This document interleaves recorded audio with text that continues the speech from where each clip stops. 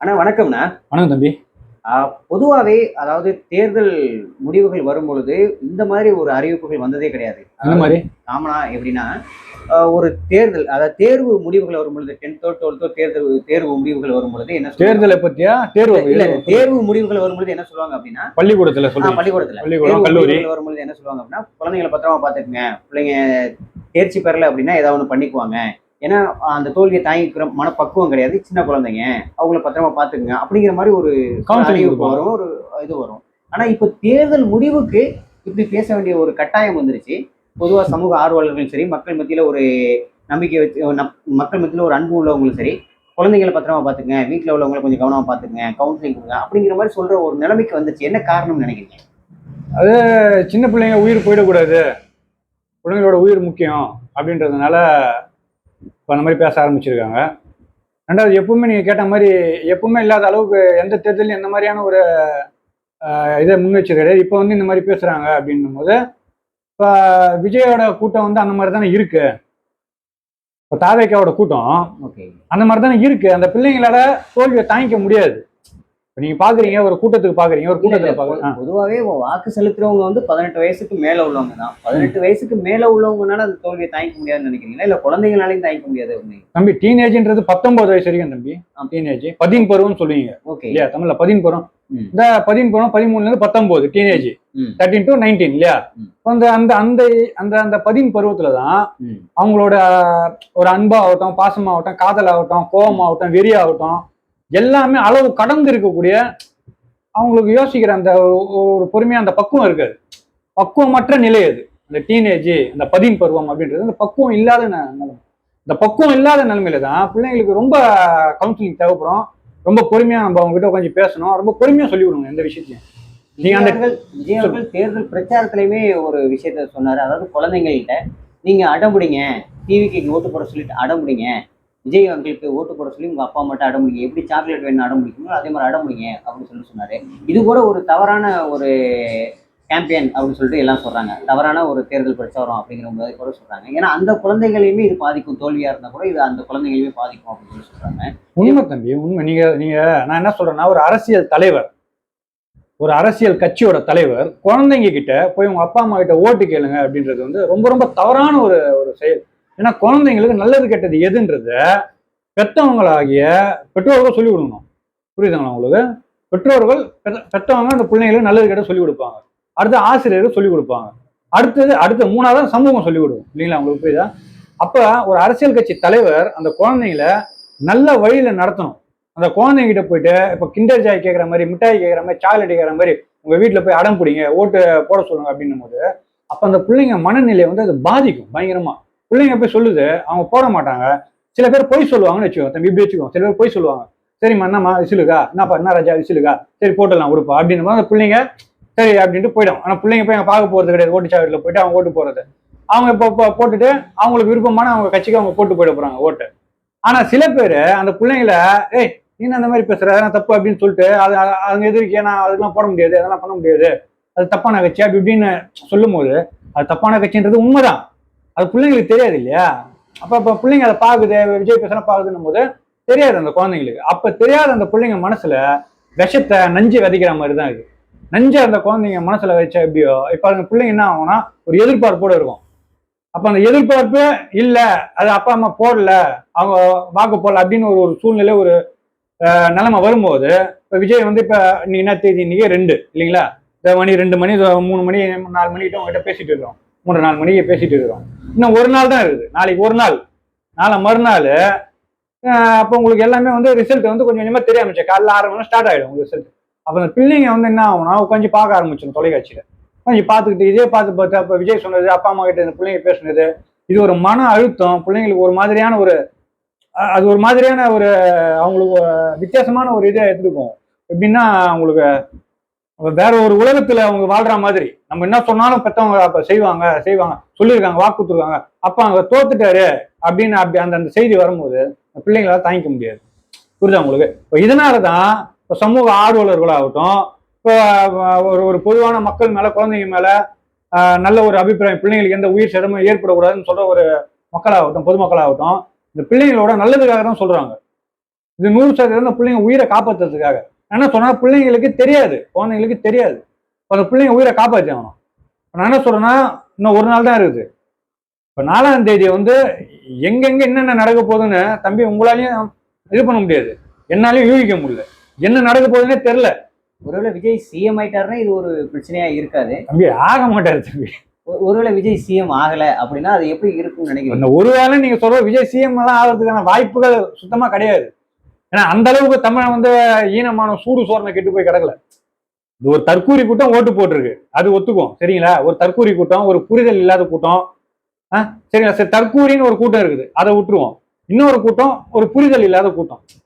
ஒரு புரிதல், தற்கூரின்றது ஒண்ணு, இந்த சேரை உடைக்கிறது, கம்பத்து மேல ஏறுறது, மரத்துல ஏறுறது, விஜய் கழுத்துல எகிரி குதிக்கிறது, துண்டை மூக்கு நோண்டி சுட்டி மூஞ்சில் அடிக்கிறது, இது ஒரு கூட்டம், அது தற்கூரி கூட்டம் இல்லையா. இன்னொரு கூட்டம் புரிதல் இல்லாத கூட்டம், அவங்களுக்கும் அது பிடிக்காது. நம்ம மரத்துல ஏறுறது, குதிக்கிறது, அசிங்கமா பேசுறது, சேரை உடைச்சு போடுறது, அநாகரிகமா நடந்துக்கிறது, இது அவங்களுக்கும் பிடிக்காது. ஆனா அவங்களுக்கு இந்த அரசியல் படுத்தப்படாத ஒரு கூட்டம் இல்லையா, தற்கூரி, அது ஒரு கூட்டம் இருக்குது. இன்னொன்னு அடுத்த நிலை சரிங்களா, அரசியல் படுத்தப்படாத ஒரு கூட்டம், புரிதல் இல்லாத ஒரு கூட்டம். விஜய் அப்படின்ற ஒரு கதாநாயகனை ரொம்ப பிடிக்கும், விஜய் ரொம்ப பிடிக்கும். அவர் படத்துல பாக்குற 150 பேர் அடிக்கிறாரு சரிங்களா, அரசியலுக்கு வராரு, அதுல அரசியல்வாதி எழுத்து பேசுறாரு, அதுல விவசாயிகளுக்காக போடுறாரு. அப்ப அந்த விவசாயிகளுக்கு போராடுறாருன்னா அப்ப உண்மையிலேயே அவர் அப்படிதான் பண்ணுவாரு அப்படின்னு அந்த புரிதல் இல்லாத ஒரு கூட்டம் இருக்கு. அது தற்கூரி சார், அது 2ஆம் கட்டம், புரிதல் இல்லாத ஒரு கூட்டம். அந்த மாதிரியான கூட்டத்துக்கும் நம்ம வந்து நல்லது கெட்டது எடுத்து சொல்ல வேண்டிய ஒரு நிலைமையில இருக்கிறோம். இன்னைக்குள்ள சூழ்நிலையில இந்த பிள்ளைங்க உயிரை காப்பாற்ற வேண்டியது ரொம்ப முக்கியம். அது தற்கூரி ஆகட்டும், அதுங்க 2ஆம் நிலையில வந்து அந்த புரிதல் இல்லாத கூட்டமாகட்டும், எதை ஆகட்டும். ஆனா அந்த பிள்ளைங்களையும் சேர்த்து அவங்களுக்கும் அடுத்த தலைமுறைக்கும் அந்த பிள்ளைங்களோட வாழ்க்கையை காப்பாற்றுறதுக்கும் பேச வேண்டியது நாம் தமிழர் கட்சி, அண்ணன் செந்தமிழன் சீமான் அவர்களும், நாம் தமிழர் கட்சி அவர்களும், நாம் தமிழர் கட்சி பிள்ளைங்களும் தான்.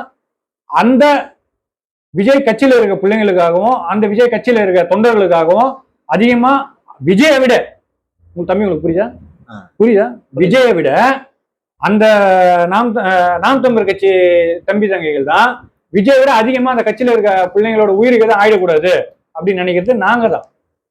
ஏன்னா அவங்களும் அந்த சமூகத்துல ஒரு அங்கம் தான். புரியுதுங்களா உங்களுக்கு? அவங்களுக்கு ஒரு புரிதல் இல்லை, ஒரு தெளிவு இல்லை. அந்த புரிதலையும் தெளிவையும் யார் எடுத்துட்டு வரணும்னா, அவங்க யார் அதிகமா நேசிக்கிறாங்களோ, அவங்க யார் அதிகமா விரும்புறாங்களோ அந்த தலைவன் தான் அந்த புரிதலையோ அந்த பிள்ளைங்களுக்கு விதைக்கணும் மனசுல. உங்களுக்கு புரியுதுன்னு நினைக்கிறேன்.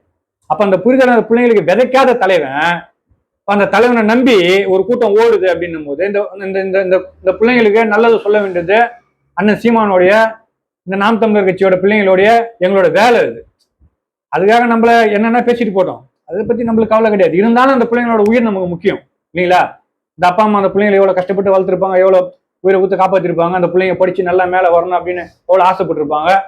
அப்ப அந்த கூட்டத்தை விட, அந்த விஜய் கூட்டத்தை விட இங்க இந்த பக்கம் அண்ணன் சீமான் பக்கம் நிக்கிற கூட்டத்துக்கு தான் அந்த கூட்டத்துல இருக்க உயிர்கள் மேல அதிக அக்கறையும் அன்பும் இருக்குது. இது யதார்த்தம். நம்ம கருத்தியலா நம்ம சண்டை போறோம், அது வேற. அதனால நம்ம எல்லாத்துக்குமான மாநாடும் போட்டோம் சரிங்களா. அதாவது கடலம்மா மாநாடு, மாடுகளுக்கான மாநாடு எல்லாமே போடுறது என்னன்னா அனைத்து உயிர்களுக்குமான அரசியல். அதனாலதான் நம்ம இது பண்ணிருக்கோம். ஓகே, இப்போ அதாவது நேத்து மதுரையில வந்து அழகர் ஆற்றுல இறங்கியிருக்காரு. அந்த இடத்துலயா இருக்கட்டும், இன்று வேளாங்கண்ணிக்கு விஜய் அவர்கள் வருவதாக தகவல் கிடைச்சி அங்கே போய் விஜய் ரசிகர்கள் கூடியதாக இருக்கட்டும், பொதுவாகவே பொதுமக்களுக்காக இருக்கட்டும், பக்தர்களாக இருக்கட்டும், நிறைய ரொம்ப தொந்தரவாகவும் இதுவாகவும் இருந்திருக்காங்க. அந்த காணொலியெல்லாம் பார்த்தீங்களா? நேற்று அழகர் ஆற்றுல இறங்கும்போது அங்கே அவங்க செஞ்சதும், இன்னைக்கு வேளாங்கண்ணியில் அவங்க செஞ்சதையும் பார்த்தீங்களா? இவங்க ஏன் இன்னும் அரசியல் படுத்தப்படலை? அதாவது விஜய் மட்டுமே காரணமா, இல்லை பொதுவாகவே மக்களும் காரணம்? எனக்கு தெரிஞ்சு விஜயை மட்டும் காரணம்னு நம்ம சொல்ல முடியாது. விஜயை மட்டும், இப்ப விஜய் வந்து இப்ப அரசியலுக்கு வந்ததுக்கு அப்புறம் அவர் பேசுறாரு, அவருக்கு பின்னாடி இந்த கூட்டம் போறாங்க இல்லைங்களா. அப்ப விஜய்க்கு முன்னாடி இந்த நாட்டை ஆண்ட இந்த திராவிட கட்சிகள் இதுக்கு முக்கியமான காரணம். நீங்க எல்லாத்துக்குமே விஜய் நம்ம குறை சொல்றதை விட்டுட்டு நம்ம திராவிட கட்சிகள் தான் இதுக்கு முக்கியமான காரணம். ஏன்னா பிள்ளைங்களுக்கு அந்த அரசியல் அறிவை திராவிட கட்சிகள் தான் கொடுக்கணும். திராவிட கட்சிகள் தான் பிள்ளைங்களுக்கான அந்த அரசியல் தெளிவை கொடுக்கணும். அவங்க தப்பு செய்யும் போதோ, அவங்க இந்த மாதிரி கோயில்ல வந்து இந்த மாதிரி தவறான ஒரு செய்கையில் ஈடுபடும் போதோ, நம்ம திராவிட கட்சிகள், இதுக்கு முன்னாடி ஆண்ட திராவிட கட்சிகள் பிள்ளைங்களை வந்து நல்வழிப்படுத்திருக்கணும். ஆனா அவங்க அதை பண்ணல.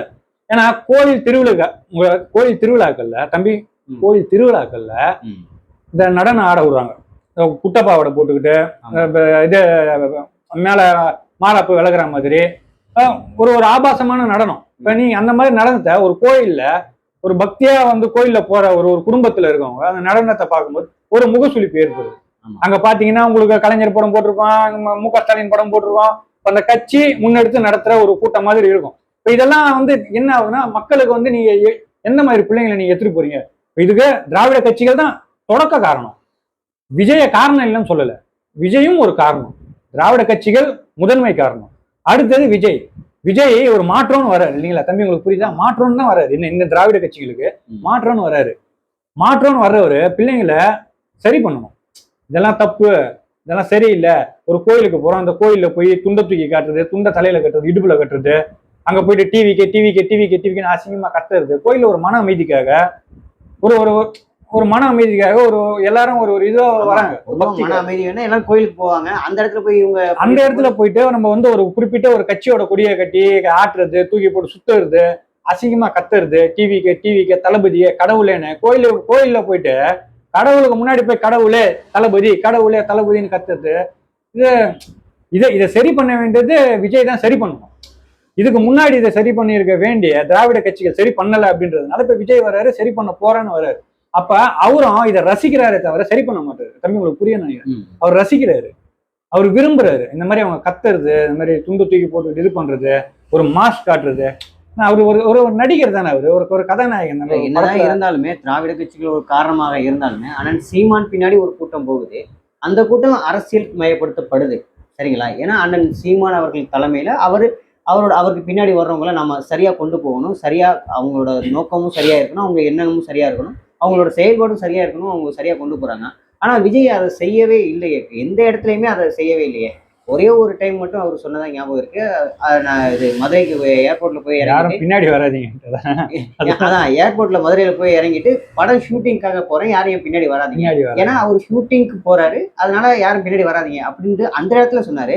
ஆனா இது பிரச்சாரத்துக்கு போகும் பொழுதோ இல்ல ஒரு மக்கள் சந்திப்புக்கு போகும் பொழுதோ என் பின்னாடி யாரும் வண்டி எடுத்துட்டு வராதிங்க, உங்களுக்கு தானே பிரச்சனையாகுது, இதை பார்த்துக்குங்க, யாரும் பின்தொடராதீங்க அப்படின்னு சொன்னதாகவே எங்கேயுமே தெரியும். அது ஒரு மாஸ் மென்டாலிட்டி தம்பி, உங்களுக்கு புரியும்னு நினைக்கிறேன். அது ஒரு மாஸ் மென்டாலிட்டி. எப்படின்னா அது விரும்புறாப்புல அந்த கூட்டம் வந்து அப்படி கட்டுக்கடங்காத ஒரு கூட்டம் நம்மளை பின்தொடரணும். இப்ப நீங்க போறீங்க, ஒரு இடத்துக்கு போறீங்க, இந்த இடத்துல இருந்து இன்னொரு இடத்துக்கு போறீங்க, அங்க கூட்டம் எவ்வளவு இருக்குன்னு உங்களுக்கு தெரியாது. அங்க ஒரு கூட்டம் இருக்குன்னு வச்சுக்கோங்களேன். இந்த கூட்டமும் அங்க வந்தா அந்த கூட்டம் ட்ரிபிள் ஆகுது இல்ல உங்களுக்கு. அந்த விருப்பம், அப்ப இந்த கூட்டத்தை அங்க எடுத்துட்டு போவோம் அப்படின்றதுக்காக சில இடங்கள்ல தாமதமா போறது, பொறுமையா போறது, வண்டி அப்படியே விட்டுட்டே போறது, இந்த கூட்டத்தை அப்படியே அங்க எடுத்துட்டு போகும்போது அங்க ஒரு பெரிய இது அந்த உயிரிழப்பை பத்தியோ இந்த குழந்தைங்க சாவறதை பத்தியோ அதை பத்தி பெருசா அவர் அக்கறைப்பட்டு இன்னைக்கு இந்த நிமிஷம் வரைக்கும் அவர் யாருக்கிட்டையும் மன்னிப்பு கேட்கல. இந்த 41 உயிர் இறந்தது பாத்தீங்களா, அந்த செத்த உயிருக்கு நானும் ஒரு காரணம், ஒரு விதத்துல ஒரு காரணம், நீ முழு காரணம் இல்லைன்னு கூட வச்சுக்கோமே, சரியா? பொதுவாவே சொல்லலாம் விஜய் முழு காரணம், விஜய் ஒரு காரணம், விஜயும் ஒரு காரணம். இன்னும் முக்கியமா சொல்ல போனா மூல காரணம், முதன்மை காரணம். ஒரு காரணம் சொல்றீங்க, மூல காரணம், முதன்மை காரணம் விஜய்.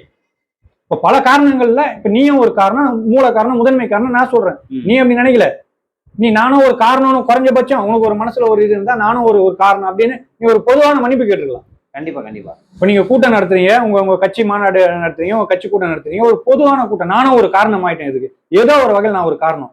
அதனால இந்த உயிரிழந்த குடும்பங்கள் எல்லார்கிட்டையும் நான் மனசார உருகி நான் மன்னிப்பு கேட்டுக்கிறேன். இனிமேட்டு என் கூட்டத்துல இப்படி ஒரு தவறு நடக்காது அப்படின்னு உங்க வாயில இருந்து வந்துதா? சொல்லுங்க தம்பி.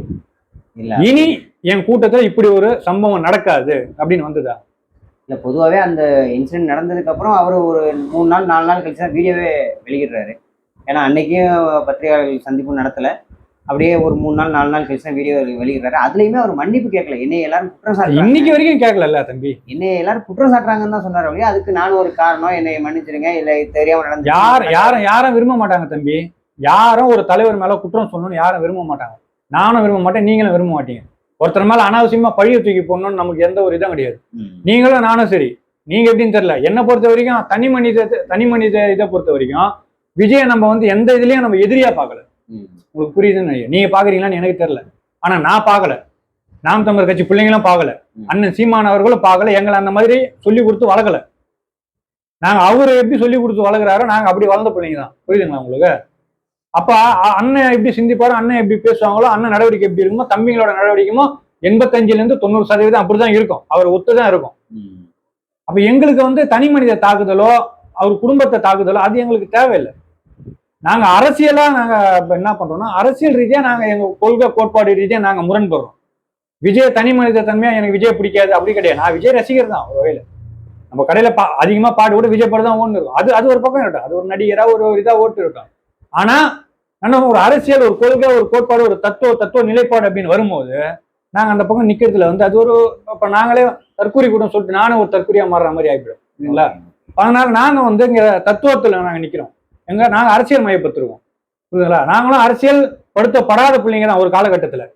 என்னைக்கு அண்ணன் செந்தமிழன் சீமான் அவர்களோட காணொலியை கேட்கிறோமோ காணொலியை பாக்குறோமோ அவர் பேசுறதை கேட்கிறோமோ அதை கேட்டு கேட்டு பார்த்து பார்த்து பார்த்து பார்த்து பார்த்து அவர் பேசுறதெல்லாம் நம்ம மனசுல இருக்கிறத ஒருத்தன் திரையில பேசுறான் இல்லையா. விஜயை பொறுத்த வரைக்கும் இப்போ உட்காந்து இருக்கவன் வந்து இப்ப ஒரு தப்பு நடக்குதுன்னா நம்ம அங்க போய் தட்டி கேட்கணும் போது விஜய் அங்க போய் தட்டி கேட்கிறாரு அது ஒரு படம்.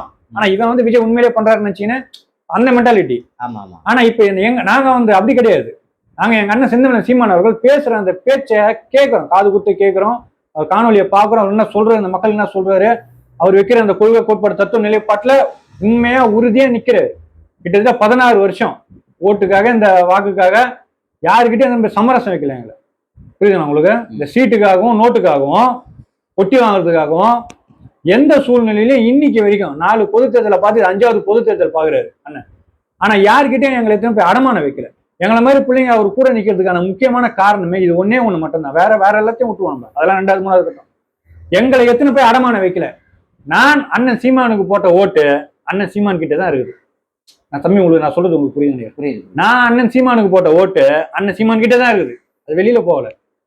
ஆனா விஜயகாந்த் ரசிகன் போட்ட ஓட்டு விஜயகாந்த் கிட்ட இல்ல. உங்களுக்கு புரியுதா? புரியுது. கமலஹாசன் ரசிகர்களோ தொண்டர்களோ போட்ட ஓட்டு கமலஹாசன் கிட்ட இல்ல. கமலஹாசனே எங்க இருக்காருன்னு உங்களுக்கு தெரியும். புரியுதா உங்களுக்கு? அப்ப இதே மாதிரிதான் அண்ணன் திருமாவளவன் ஆகட்டும், ஐயா வைகோ ஆகட்டும், அன்புமணி ராமதாஸ் ஆகட்டும், எல்லாமே ஒவ்வொரு கட்சியோட தலைவர்கள் ஆகட்டும், எந்த கட்சியோட தலைவர்களுக்கும் தொண்டன் போடுற ஓட்டு அது அவங்களுக்கான ஓட்டு இல்லை.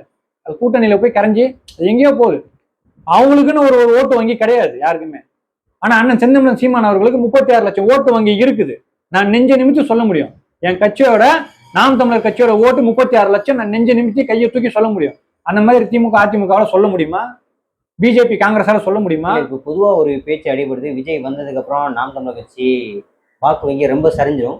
அதே நேரத்துல இன்னைக்கு எக்ஸிட் போல் வெளியிட்டிருக்காங்க. அதுல ஏடிஎம்கே ஒரு காலம் வச்சிருக்காங்க, டிஎம்கே கூட்டணி பிளஸ் அப்படின்னு ஒரு காலம் வச்சிருக்காங்க, டிவிகே புதிதாக வந்த டிவிகே கூட ஒரு காலம் வச்சிருக்காங்க. ஆனா நாம் தமிழர் கட்சிக்குன்னு ஒரு காலம் இல்லை.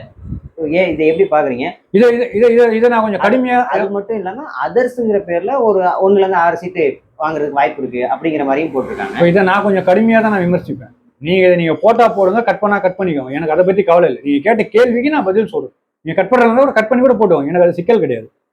ஆனா இந்த மாதிரியா இந்த நீங்க சொன்னீங்க இல்லையா, தேர்தலுக்கு பிந்தைய கருத்து கணிப்பு இல்லையா? ஆமா, அதானே? ஆமா, தேர்தலுக்கு பிந்தைய கருத்து கணிப்பு. இப்ப இந்த கருத்து கணிப்பு எடுத்த இந்த 8 பேரா 9 பேரா அது கணக்கு இல்லை. ஆனா இது எல்லாமே ஒரு எச்ச ஊடகங்கள். புரியுதா உங்களுக்கு? எதை கட் பண்ணி போட்டாலும் சரி, அப்படியே போட்டாலும் சரி, எனக்கு அதை பத்தி சிக்கல் கிடையாது. இது எல்லாம் எச்ச ஊடகங்கள், குப்பை ஊடகங்கள், பணத்துக்கு வெளப்பண ஊடகங்கள், காசு பணத்துக்கு அடைமானம் வச்ச ஊடகங்கள், இல்ல எதுவுமே நேர்மையான ஊடகங்கள் கிடையாது. இது அண்ணன் சீமான் அவர்களை காட்டல, அண்ணன் சீமான் அவர்கள் எவ்வளவு தொகுதி ஜெயிப்பாரு அப்படின்றத அவங்க சொல்லல. இதுக்காகலாம் நான் சொல்லல. குறைஞ்சபட்சம் நீங்க மனிதாபிமானத்தோடு நடந்தீங்கன்னா சீமான் அப்படின்ற ஒருத்தர் போட்டி போடுறாருன்றதை நீங்க காட்டணுமா இல்லையா தம்பி? உங்களுக்கு புரியுதா? இல்ல அதாவது தம்பி நீங்க பூஜைன்னு போட்டுக்கோங்கப்பா, நீ பூஜைன்னு போட்டுக்கோ, எனக்கு அதை பத்தி கவலை கிடையாது. நாம் தமிழர் கட்சி மேல சீமான் படத்தை போடு, நீ கீழே 0 8 பேரோ 9 பேரோ எத்தனை பேர் நீங்க கருத்து கணிப்பு புளிங்க உண்ணாக்குங்க, அதை விடுங்க. நான் என்ன சொல்றேன், நீங்க புரியுங்க, நீங்க போய் கருத்து கணிப்பு பண்றீங்க, தேர்தலுக்கு பிந்தைய கருத்து கணிப்புன்னு போட்டு நீங்க ஒரு 3 பேர் 4 பேர் டிஎம்கேக்கு சப்போர்ட் பண்ணி இன்னொரு 4 பேர் நீங்க சப்போர்ட் பண்ணல அப்படி வச்சுக்குவோம். சரி, நீங்க கருத்து கணிப்பு நீங்க போட்டிருக்கீங்கன்னு வச்சுக்குவோம். நான் என்ன சொல்றேன்னா, நாம் தமிழர் கட்சியோட அண்ணன் படத்தை போட்டுட்டு கீழே நீ 0 8 பேர் 9 பேரா எல்லாம் 0 போடுங்க. நீ 0 போடுற, அதை பத்தி எங்களுக்கு கவலை கிடையாது. விஷயம் என்னன்னா, நாம் தமிழர் கட்சின்ற பேரையே நீ அங்க பயன்படுத்தாம மற்றவங்க பயன்படுத்துறல. இல்ல மற்றவைனா அந்த கேள்வியும் வரும்ல, 1ல இருந்து 6 சீட்டு எடுக்கிறதுன்னு சொல்றீங்க. மற்றவை தம்பி யார்? அங்கீகாரம் பெற்ற கட்சி தம்பி. ம். தம்பி அங்கீகாரம் பெற்ற கட்சியை நீ மற்றவையில எப்படி சேர்ப்ப? குறைஞ்சபட்ச அறிவு உள்ளவன், மூளைன்ற ஒரு உறுப்பு இல்லவன் இந்த இந்த வேலை செய்வானா? இந்த வேலை சொல்லுங்க தம்பி. இன்னைக்கு நேத்து நாம் தமிழர் கட்சியை மறைக்கிறாங்களா? இல்ல இல்ல. இல்ல இன்னைக்கு நேத்து இந்த 2026 தேர்தல்ல நாங்க மற்றவையில இருக்குமா? சொல்லுங்க. 24ல மற்றவையில இல்லையா? 21ல மற்றவையில இல்லையா? 19ல மற்றவையில இல்லையா? 16ல மற்றவையில இல்லையா? எல்லாத்துலயுமே மற்றவை தான். புரியுதா உங்களுக்கு? நீ காட்டாம போட. இந்த கருத்து கணிப்பு புலிங்க இருக்காங்கல்ல, புறம்போக்குங்க, உனங்களுக்கு சொல்றேன், நீ காட்டாம போ. நீ இது நாள் வரைக்கும் எங்களை காட்டல, இப்பவும் காட்டல, இனிமேட்டும் காட்டாம போ. நீ காட்டாம போனா எங்களுக்கு ஒரு மயிரம் கிடையாதுன்ற. தம்பி உங்களுக்கு புரியுதா? நீ காட்டாம போனா எங்களுக்கு ஒரு மயிரம் கிடையாதுன்ற. நீ காட்டாம போட. கட்சி வளருதா? ஓட்டு சதவீதம் அதிகமாகுதா?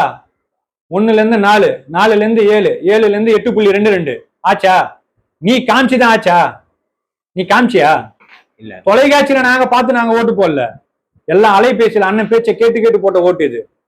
எந்த தொலைக்காட்சியிலையும் அண்ணனை கேட்கல. அண்ணன் உட்காந்து 1 மணி நேரம் பேட்டி கொடுப்பாரு. 1 நிமிஷம் அவர் பேசினதை முழுசா போட மாட்டானுங்க. புரியுதா தம்பி? ஏதாவது ஒரு கட்சி ஏதோ ஒரு இதை நம்ம பேசியிருக்காரு அப்படின்னு ஏதாவது ஒன்று மாட்டிக்கிச்சுன்னா அதை மட்டும் தான் போடுவாங்க. தவிர அவர் இந்த நாட்டுக்காகவோ, மக்களுக்காகவோ, இந்த பிள்ளைங்களுக்காகவோ, வாழ்வாதாரத்துக்காகவோ, இந்த இயற்கை சார்ந்த பிரச்சனைகளுக்காகவோ பேசுறதை பத்தி எதையுமே அவனுக்கு காட்ட மாட்டானுங்க, போட மாட்டானுங்க. அப்ப இத்தனை வருஷமா போடாத நீ, இனிமேட்டு போட்டா என்ன போடலன்னா என்ன? அவங்களெல்லாம் நாங்க ஒரு ஆளாவே மதிக்கல. புரியுதா தம்பி? இவனுங்களை ஒரு ஆளாவே மதிக்கல. இவனுங்க கருத்து கணிப்புன்றானுங்கல்ல, இவனுங்களை ஒரு ஆளா அமைச்சாலும் கருத்து கணிப்பு நாங்க மதிக்கிறது. இவனுங்களையும் மதிக்கல, இந்த கருத்து கணிப்பையும் மதிக்கல. இன்னும் ஒரு நாள் தானே இருக்குது, 4ஆம் தேதி. மற்றவையில் இருந்தோம்ல, எந்த சதவீதமும் இல்ல ஓட்டுக்கு. இப்ப வாங்கியாச்சு, அதிகமா இவனுக்கு எங்க போய் மூஞ்சி வச்சுக்குவானுங்க? அவனுங்களுக்கு சூடு சொரணம் இல்ல, வெக்கமானம் இல்ல, சோத்துல உப்பு போட்டு தின்னாதவனுங்க. அவனுக்கு அது சிக்கல் கிடையாது. அவனுங்க திரும்பவும் அடுத்த தேர்தலுக்கு வந்து அவனுங்களுக்கு கருத்து கணிப்பு எடுப்பானு. புரியுதுங்களா? தேர்தலுக்கு முந்தைய கருத்து கணிப்பு, பிந்தைய கருத்து கணிப்பு அவனுக்கு எடுத்துன்னு தான் இருப்பானு. அது விடுங்க, அவனுங்களை நம்ம ஒரு பெரிய ஒரு பொருட்டா மதிக்கிறது கிடையாது. அவனுங்களுக்கு நம்ம பதில் சொன்ன ஒரு இது கிடையாது, பொருட்டு கிடையாது. காரைக்குடியில அண்ணன் ஜெயிக்க வாய்ப்பு இருக்கா? எப்படி இருக்கு காரைக்குடி களம்? பொதுவாக நாம் தமிழர் கட்சியோட வாக்கு சதவீதம் குறையும்னு சொல்றாங்க. ஒரு பக்கம் நாம் தமிழர் கட்சி இந்த தடவை சைலண்ட் ஓட்டர்ஸ் நிறைய இருக்காங்க, அதனால நாம் தமிழர் கட்சி வாக்கு குறைய வாய்ப்பு இல்லை. காரைக்குடியில் அண்ணன் சீமான் அவர்கள் வென்று சட்டமன்றத்துக்கு போறாங்க அப்படின்னு ஒரு பக்கம் பேசுறாங்க. ஒரு பக்கம் சீமான் அவர்கள் வெல்வதற்கான வாய்ப்புகளே இல்லை அப்படின்னு சொல்லிட்டு பேசுறாங்க. இது எப்படி பாக்குறீங்க? அண்ணன் வெல்ல வாய்ப்பு இருக்கா? தம்பி நான் வந்து காரைக்குடியில சீமான் வெல்றாங்க வெல்லல, என்னை பொறுத்தவரை 234 தொகுதியிலையும் நாம் தமிழர் கட்சி வெல்லணும் அப்படின்றதுதான் என்னோட ஆசை. புரியுதா உங்களுக்கு? ஆனா குறிப்பா அண்ணன் காரைக்குடியில நிக்கிறதுனால எல்லாருடைய மன ஓட்டமோ சிந்தனையா காரைக்குடி மேலதான் நிக்குது. அண்ணன் ஒரு ஆள் எப்படியாவது உள்ள போயிடணும் அப்படின்றது எல்லாரோட ஆசையும் தான். ஆசைப்படுறது யாரும் கிடையாது. 234 தொகுதியிலையும் நம்ம ஜெயிக்கணும், நம்ம ஆட்சி அதிகாரத்தை அமைக்கணும் அப்படின்றதுதான் நம்ம ஆசை. நம்ம ஆசைன்றதை விட நம்ம கனவுன்றதை விட மக்களை நல்லபடியா வாழ வைக்கணும், தமிழ்நாட்டை காப்பாற்றணும், செல்வ செழிப்பு மாநிலமா மாத்தணும், இந்த இயற்கை வளத்தை பாதுகாக்கணும் அப்படின்னா மொத்த தமிழ்நாடும் நம்ம கைக்கு வரணும். 5, 10 சீட்டு, 20, 30 சீட்டுக்கு கட்சி அடமான வச்சுட்டு போக கூடாதுன்றது நம்ம கட்சியோட நிலைப்பாடு. அப்படி இருக்கும்போது அது எல்லாரோட ஆசை. அண்ணன் அங்க ஜெயிக்கணும்ன்றது என்னோட ஆசையும் அதுதான், அண்ணன் ஜெயிக்கணும்ன்றது. அது காரைக்குடி மக்கள் கையில இருக்குது. நான் என்ன சொல்றேன்னா தம்பி, நாம் தமிழர் கட்சி அண்ணன் சீமானுடைய வெற்றியோ அண்ணனோட தோல்வியோ அது அண்ணனுடைய வெற்றி தோல்வியோ நாம் தமிழர் கட்சியோட வெற்றி தோல்வியோ கிடையாது. உங்களுக்கு புரியுதா? புரியுது. அண்ணன் சீமான் அவர்களோட வெற்றி தோல்வியோ நாம் தமிழர் கட்சியோட வெற்றி தோல்வியோ கிடையாது. அது மக்களோட வெற்றி, மக்களோட தோல்வி. அண்ணன் ஜெயிச்சாரு, புரியுதா உங்களுக்கு? 234 தொகுதியில எத்தனை தொகுதியில ஜெயிக்கிறோமோ அது மக்களோட வெற்றி. இப்ப எத்தனை தொகுதியில தோக்குறோமோ அது மக்களோட தோல்வி. இப்ப தோத்து போயிட்டா இப்ப நம்ம அமைதியா போய் படுத்துக்குவோமா? தம்பி சொல்லுங்க. படுத்துக்கிற ஆளா அண்ணன் சீமான் அவர்கள் போய் படுத்துக்கிற ஆளா? இல்ல பிள்ளைங்க நாங்க போய் படுத்துக்கிற ஆளா? தம்பி தங்கச்சி நாங்க போய் படுத்துக்கிற ஆளா? இல்ல பொதுவாகவே இப்ப நாம் தமிழர் கட்சியினர் அடுத்து இணைய எழுச்சி மாநாட்டுக்கான வேலைகளை செஞ்சு நடந்துகிட்டு இருக்குதுல்ல. இப்ப மீதி எல்லாம் என்ன பண்ணாங்க? தேர்தல் முடிஞ்சுது, ஓய்வு எடுக்க போயிட்டாங்களா ஆளுக்கு ஒரு பக்கம். எல்லா கட்சிக்காரங்களும் அவங்க ரிசல்ட்டை பார்த்துட்டு வெயிட் பண்ணிட்டு இருக்காங்க. ஆனா நாம் தமிழர் கட்சி களத்துக்கு போயிட்டாங்க. நமக்கு மே 18 இருக்குது, அங்க ஒரு முக்கியமான இணையழ்ச்சி இருக்குது. ஆமா, அங்க போய் நம்ம அந்த வேலையெல்லாம் அண்ணன் இறங்க ஆரம்பிச்சிட்டாங்க, பார்க்க ஆரம்பிச்சிட்டாங்க. இப்ப நாம் தமிழர் கட்சி அண்ணன் தம்பி தங்கைகளும் பிள்ளைங்களும் அதுக்கான வேலைகள்ல நம்ம ஈடுபட ஆரம்பிச்சிட்டோம். நம்மளோட நோக்கமும் நம்மளோட இதுவும் ஓடிக்கிட்டே இருக்கிறோம் நம்ம, புரியுதுங்களா? நம்ம ஓய்வு கிடையாது, ஓய்வுன்றது கிடையாது, ஓடிக்கிட்டே இருக்கிறோம். அடுத்த கட்டம் என்ன, அடுத்தது என்ன, அடுத்தது என்ன சிந்திச்சுக்கிட்டே இருக்கிறோம். அப்படி இருக்கும்போது நம்மளுக்கு இது இது ஓய்வு இல்லைன்றதை விட இது இது நம்மள வந்து என்ன சொல்றது, இன்னும் வீரியமா இன்னும் பலமா நம்மள வச்சிருக்கு அப்படிதான் நம்ம சொல்ல முடியும். இன்னும் நம்மள வீரியமா பலமா நாளைக்கு நாளை மறுநாள் தேர்தலுடைய கணிப்பு எப்படி வந்தாலும் சரி, அது வெற்றியோ தோல்வியோ, ஆனா நாம் தமிழர் கட்சி இயங்கிட்டே இருக்கும். அதோட இயக்கம் வந்து சுத்திக்கிட்டே இருக்கும், அது நடந்துகிட்டே இருக்கும். இந்த பிள்ளைங்க ஓடிக்கிட்டே இருப்பாங்க, இந்த மக்களுக்கு உண்மையா நேர்மையா உழைச்சிக்கிட்டே இருப்பாங்க. ஆனா தமிழக வெற்றி கழகம் அப்படி இருக்குமா சொல்லுங்க? அது கேள்விக்குறிதான். கேள்விக்குறியில தம்பி, கட்சியில இருந்து பல பேர் வெளில போயிடுவான் ஐயா, பல பேர் வெளில போயிடுவான், சில பேர் செத்து போயிடுவான். அந்த செத்து போயிடக்கூடாதுன்னா நீங்க முதல் கேள்வி சொன்னீங்கல்ல, செத்து போயிடக்கூடாதுன்னா இத்தனை பேர் கவுன்சிலிங் கொடுக்கணும் அப்படின்னு சொல்றாங்க. சமூக ஆர்வலர்களாகட்டும், இந்த பிள்ளைங்க மேல வந்து அது உயிர் மேல வந்து அக்கறை உள்ளவங்களாகட்டும், பிள்ளைங்க செத்து போயிடக்கூடாது, எதுவும் ஆயிடக்கூடாது அப்படின்றதுக்காக தான் அவங்க சொல்றாங்க. அது ஒரு ஒரு ஒரு நல்ல எண்ணம் தான். எந்த கட்சியா இருந்தாலும் யாருக்கு எந்த ஒரு உயிர் சேதம் ஏற்பட்டக்கூடாது அப்படின்றதுல அது சொல்றாங்க. இப்ப நம்ம கட்சி தேர்தலுக்கு அப்புறமும் கூட எந்த மாதிரியான ரிசல்ட் எப்படிப்பட்ட இது வந்தாலும் நம்ம இயங்கிக்கிட்டே தான் இருக்க போறோம், அதுல மாற்றுக்கிறது கிடையாது. நம்ம இன்னைக்கு நேரத்து கிடையாது, 16ல இருந்து இல்லைங்களா கட்சி இயக்கமா தொடங்க 2010ல இருந்து அப்படிதான் வந்தோம். 2016ல ஓட்டு வாக்கரசியலுக்கு வரோம், வாக்கரசியல் இருந்து 26 10 வருஷ காலகட்டம் தம்பி நாங்க வெற்றியை பார்த்துருக்கோமா?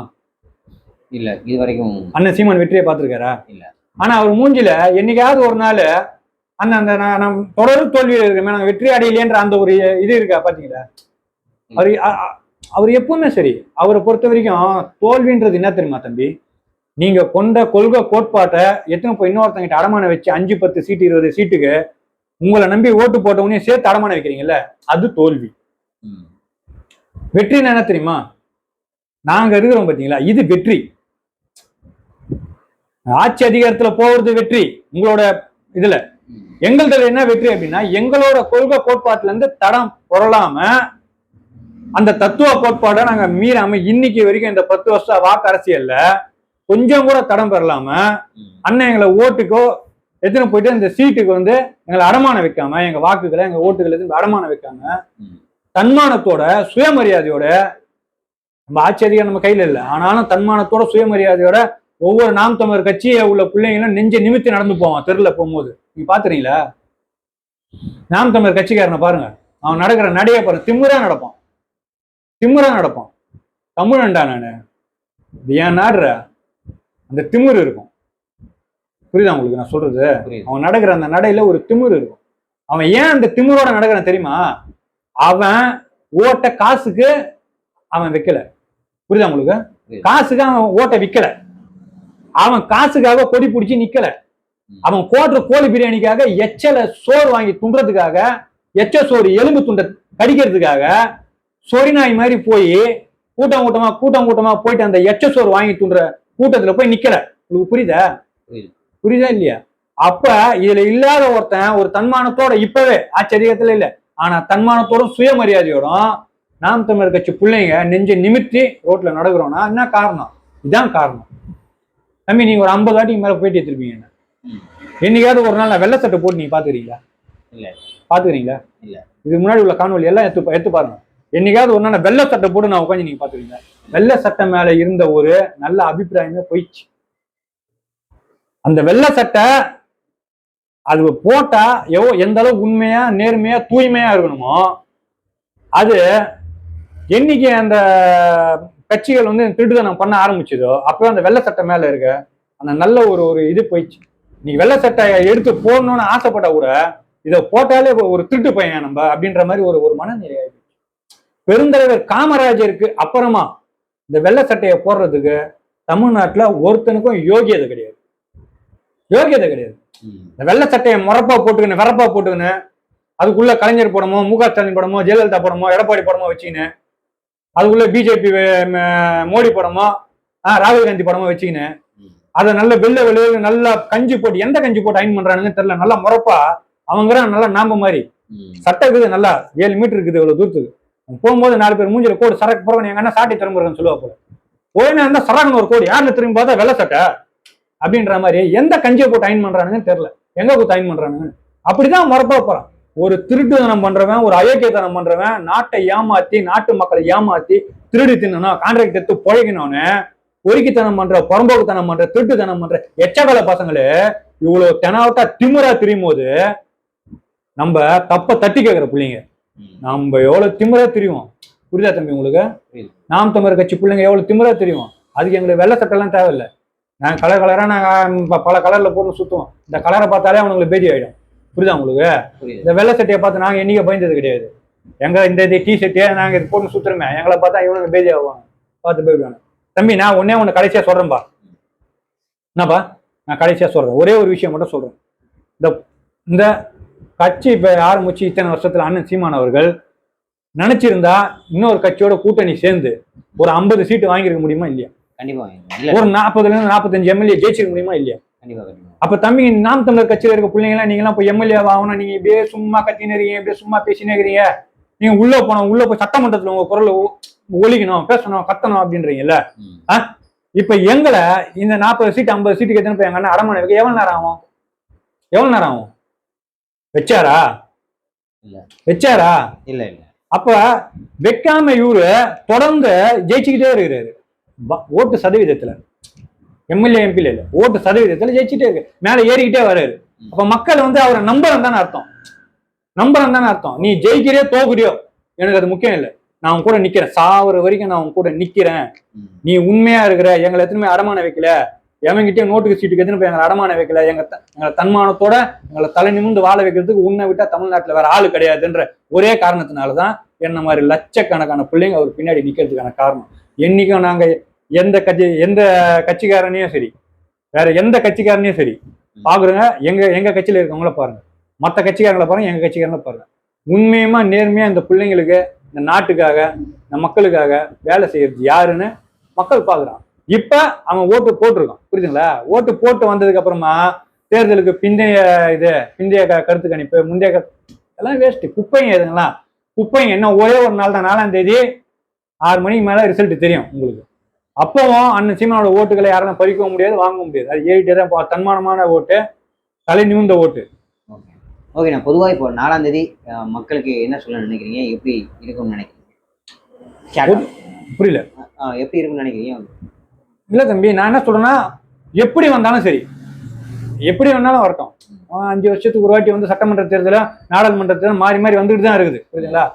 எது எப்படி வந்தாலும் சரி, நாம் தமிழர் கட்சி பிள்ளைங்க வெற்றி தோல்வி எங்களுக்கு தராசு மாதிரி ரெண்டுத்தையும் ஒண்ணுலதான் வச்சு பார்ப்போம். புரியுதுங்களா? அது சிக்கல் கிடையாது. ஆனால் திமுகவோ அதிமுகவோ அவங்களுக்கும் பிரச்சனை கிடையாது. அவங்களுக்கும் பல வெற்றிகளோ தோல்விகளோ மாறி மாறி பார்த்துருக்காங்க. அது அவங்களுக்கு சிக்கல் கிடையாது, அது பிரச்சனை கிடையாது. ஆனால் தாவேகா, தமிழக வெற்றி கழகம், இந்த கட்சியை பொறுத்த வரைக்கும் மிகப்பெரிய சிக்கல். என்ன சிக்கல்னா, பல பேரு பிரச்சனை பண்ணுவான், ரோட்ல பிரச்சனை பண்ணுவான், மத்தியானத்துக்கு மேல நிறைய பிரச்சனை நடக்கும், சட்டம் ஒழுங்கு பாதிக்கப்படும். அதனால காவல்துறை கொஞ்சம் இதுல கொஞ்சம் கண்காணிப்பா நடந்துக்கணும். காவல்துறை கொஞ்சம் முன்னெச்சரிக்கை நடவடிக்கை எடுக்கணும். அதே நேரத்துல இந்த ஆம்புலன்ஸை கொஞ்சம் அதிகப்படியா அங்கங்க நிறுத்தணும். 4 தெருக்கு நிறுத்தி வச்சுங்க. ஏன்னா எங்க எப்ப ஏமா விஷம் குடிப்பான்னு தெரியாது, அரளி விதை அரைச்சு குடிப்பான்னு தெரியாது. இந்த மாதிரி சிக்கல் இருக்குது. ஒரு பொண்ணு சொல்லிச்சு பார்த்தீங்களா, 9 பேர் வீட்டுல இருக்கிறாங்க, இப்ப விஜய் தோத்துட்டாருன்னா 9 பேருக்கு விஷத்தை எடுத்து கொண்டுட வேண்டியதுதான் பிள்ளைங்களுக்கும், நானும் குச்சிக்கணும். இந்த மாதிரியான கூட்டத்துக்கு மத்தியில இந்த 4ஆம் தேதி ரொம்ப கவனமா இருக்கணும். யாரோட உயிர் போகணுன்றது நம்ம ஆசை கிடையாது. புரியுதுங்களா உங்களுக்கு? யாரோட உயிர் போகணுன்றது ஆசை கிடையாது. அதனால அது ஒரு நல்ல எண்ணத்துல நம்ம சொல்றோம். எது தேர்தலோட முடிவு எப்படி வந்தாலும் அதை வந்து விஜய் கட்சியை சேர்ந்தவங்க நீங்க பாருங்க. இப்ப விஜய் கட்சியை சேர்ந்தவங்களுக்கு நான் ஒரே ஒரு சின்ன ஒரு விஷயம் நான் சொல்றேன். சரி, நீங்க இப்படி எடுத்துக்கோங்க, சரிங்களா? இப்படி ஒரு முடிவு எடுத்துக்கோங்க. விஜய்க்கு நீங்க ஓட்டு போறீங்க, என்ன காரணம் அப்படின்னா, விஜய் தனிச்சு நிக்கிறாரு, அவர் ஒரு மாற்றத்தை உண்டாகணும்னு வராரு. சரிங்களா? புரியுதா தம்பி? உங்களுக்கு புரியுதா? மாற்றத்தை உருவாக்கணும்னு வராரு. இப்ப இந்த தேர்தலில் விஜய் தோத்துட்டு 2026 தேர்தலில் தோத்துட்டு 2019 இல்லையா நாடாளுமன்ற தேர்தல் இல்லையா, 2029 மன்னிக்கணும், 2026 சட்டமன்ற 29 நாடாளுமன்ற தேர்தல்.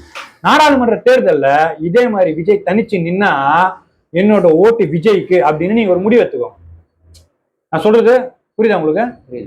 இதே மாதிரி 29லயும் விஜய் அவர்கள் தனிச்சு நாடாளுமன்ற தேர்தலையும் தனிச்சு நின்னா என்னோட ஓட்டு விஜய்.